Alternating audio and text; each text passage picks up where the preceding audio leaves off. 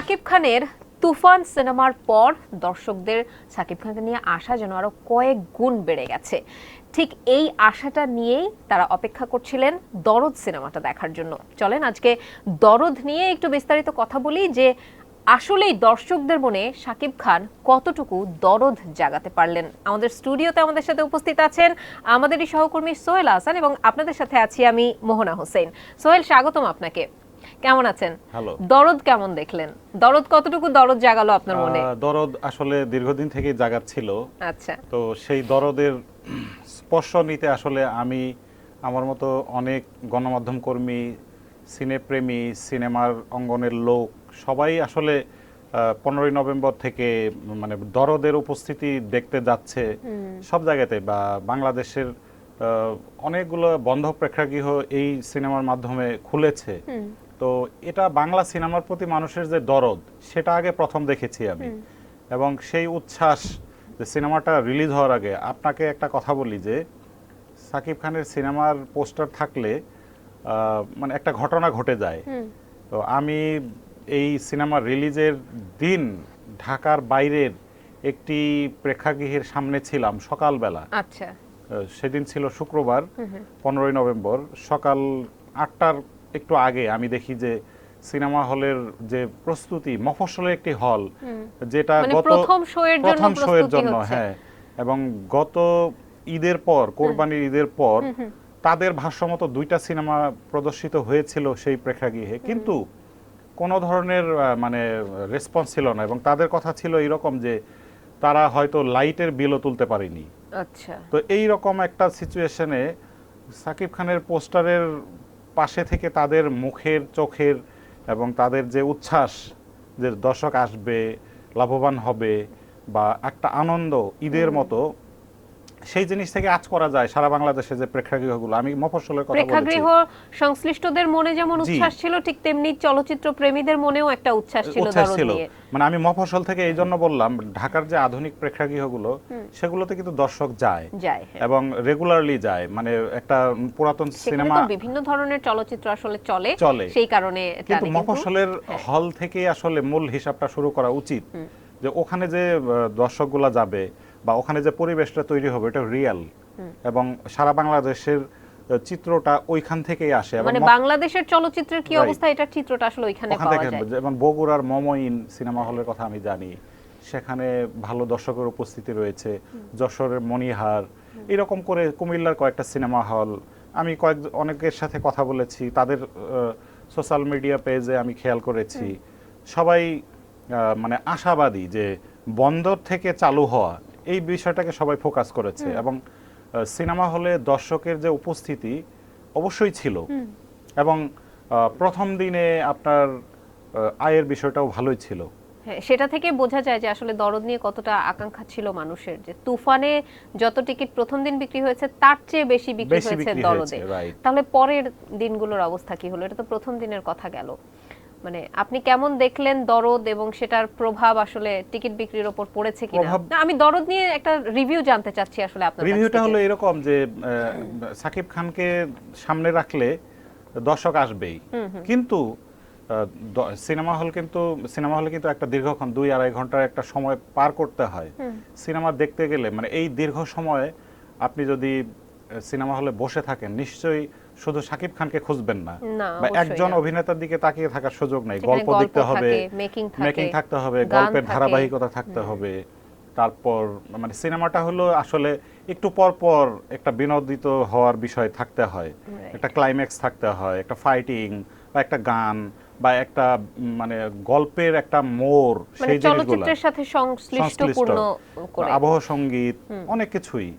তো যেটা দেখা গেল যে দর্শকের মধ্যে যে উচ্ছ্বাস ছিল দরদ দেখার মানে হলে ঢোকার আগে, প্রথম দিনের পরে বা প্রথম দিন হল ফেরত বা দ্বিতীয় দিন হল ফেরত অনেকের সঙ্গে কথা হয়েছে, দর্শকদের সঙ্গে, বা আমি নিজেও যেটা দেখেছি, সব মিলে একটা কথা বলতে পারি যে কিছু কিছু জায়গায় একটা মানে এক ধরনের অমনোযোগিতা যেটাকে বলে, যে কেমন যেন, হ্যাঁ দর্শকদের না, সিনেমা পুরো সিনেমাটা দেখলে যে জিনিসটা দাঁড়ায় যে কোথায় কোথায় যেন এক ধরনের একটা সমন্বয়হীনতা ছিল, যে গল্পের যখন দৃশ্যায়ন চলছিল অতীত এবং বর্তমান এই দুইটাকে মানে খুবই সহজ ব্রেনের যে দর্শক তারা হয়তো বুঝতে পারবে না।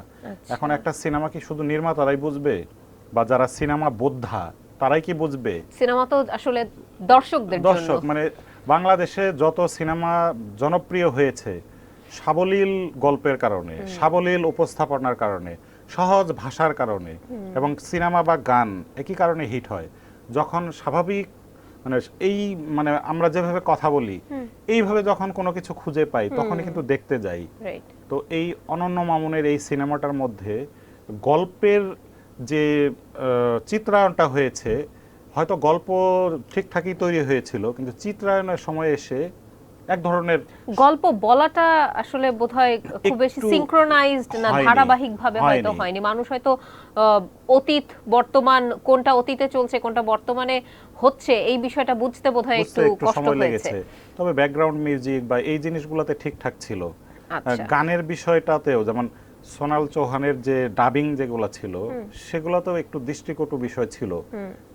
তিনি তো বাংলায় কথা বলতে পারেন না। আচ্ছা। তো ডাবিং করার যে বিষয়টা, যে তার লিপে ডাবিং গুলা ঠিকঠাক বসছে কিনা এগুলাতে আরেকটু মনোযোগী হওয়া দরকার ছিল, বা হয়তো সুযোগ রয়েছে আবার যদি সেগুলা সমন্বয় করা যায়। আর সামগ্রিকভাবে সিনেমাটির যে বিষয়গুলো থাকা দরকার, যে অনন্য মামুন আগের সিনেমাগুলোতেও আমরা এই জিনিসগুলো দেখেছি যে কোথায় যেন একটা তিনি সিনেমায় তাড়াহুড়া করেন, দীর্ঘ সময় পেলেন, অনেক দিনের প্রজেক্ট এটি, অনেক সময় নিয়েছেন, ইন্ডিয়াতে শুটিং করেছেন, ধীরে ধীরে আসলে অনেক দিন, ভালোবাসা দিবসে মুক্তি পাওয়ার কথা ছিল, নভেম্বরে আসলেন। তো এতদিন সময় নিয়ে সিনেমাটিতেও তিনি বারবার দেখেছেন, তিনি যখন সম্পাদনা করেছেন, তারপরে সেন্সরে বা অনুমতি নেওয়ার জন্য দিয়েছেন, তারও আগে দেখেছেন। তো আমার কথা হলো কি যে এই সিনেমার প্রথম দর্শক কিন্তু ডিরেক্টর, এডিটিং এর পর। তো সেই জায়গাতে তাকে আর একটু মনোযোগী হওয়া দরকার ছিল, এবং অনন্য মামুনের এই বিষয়গুলা আগেও ছিল, তিনি এই জিনিসগুলো এখনো উতরিয়ে উঠতে পারেন নাই। আচ্ছা, তার পূর্বোক্ত সিনেমাগুলোতেও এই ধরনের একটু তাড়াহুড়া বিষয় থাকে। আচ্ছা, বুঝতে পেরেছি। ধন্যবাদ সোহেল। আপনাকে একটা প্রশ্ন করতে চাই, সেটা হচ্ছে সিনেমা নিয়ে অনেক রকম সমালোচনা হলো, যদিও আমরা একদম খোলাসা করে আসলে দর্শক বলতে পারি না, কারণ আমরা স্পয়লার দিতে চাই না। আপনারা যে আসলে নিজে যাচাই করে পরখ করে দেখবেন সিনেমাটা কেমন, সেই জন্য খুব আপার সারফেস থেকে যতটুকু সমালোচনা করা যায় সেই জায়গা থেকে আসলে আমরা কথা বলছি। সোহেল, আপনার কাছে আরেকবার আসি, যে মানুষ কি তাহলে সিনেমাটা দেখতে যাচ্ছে কেন? আপনি অনেকগুলো সমালোচনা করলেন যে ব্যাকগ্রাউন্ডের একটু সমস্যা ছিল, লিপসিং এর সমস্যা ছিল, লাইটে কিছু কিছু জায়গায় সমস্যা ছিল, স্টোরি টেলিং এ একটা কোথায় গরমিল আছে বলতে চাচ্ছেন। সেক্ষেত্রে মানুষ কেন সিনেমাটা দেখতে যাচ্ছে? খুবই সহজ হিসাব, যে শাকিব খান। আচ্ছা। বাংলাদেশের সিনেমা অঙ্গনে এই মুহূর্তে না গত কয়েক বছর থেকেই ধীরে ধীরে ধীরে ধীরে মানে নিজের সিনেমার পর্দায় যে উপস্থিতিটা, সেখানে প্রচুর বৈচিত্র্যপূর্ণ চরিত্র এবং লুকিং বা বিভিন্নভাবে আসছেন। এবং শাকিব খান সিনেমা নিয়ে স্টাডি করেন, সিনেমার গল্প পুরোটা মানে সিনেমাটা কি তৈরি করবে এটা ডিরেক্টরের বিষয়, কিন্তু একটা অভিনয় শিল্পী নিজের অভিনয়টা নিয়ে হয়তো ভাবার সুযোগ পায়, বা সে যে অভিনয় করবে সেটা তো তার কাছ থেকে আসে। তো এখানে শাকিব খানের পারফরমেন্স দুর্দান্ত ছিল, এবং শাকিব খান বরাবরের মতোই অনেক সময় নিয়েছেন, লুকগুলো কিন্তু সুন্দর ছিল, সময় নিয়েছেন, এবং সিনেমায় অভিনয় করার জন্য যে প্রস্তুতিগুলো দরকার এখন সেগুলো তিনি যথার্থভাবে নিয়েছেন, যেটা পর্দায় দেখা যায়। এবং শাকিব খান বাংলাদেশের মানে এক নাম্বার নায়ক, সেটা তিনি অভিনয় দিয়ে বারবার প্রমাণ করেন। তুফানেও ছিল, তার আগেও ছিল।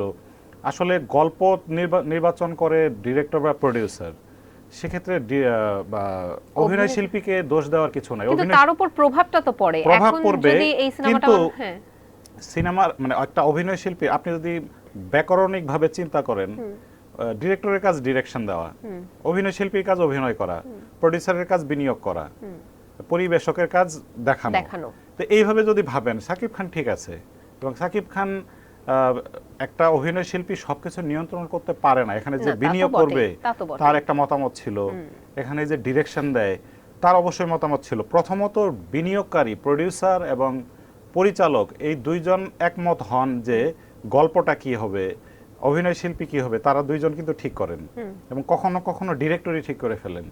তো সেক্ষেত্রে সাকিব খানকে সেইভাবে ঠিক করা হয়েছে। সাকিব খান হয়তো শুটিং এর সময় কিন্তু অনেক কিছু বোঝা যায় না, গল্প যেটা দেওয়া হয় সেটা হয়তো চিত্রায়ন হয়, কিন্তু সম্পাদনার সময় পুরো জিনিসটাকে যদি সিরিয়ালি সম্পাদনা করা না হয় তখন এলোমেলো হয়ে যায়।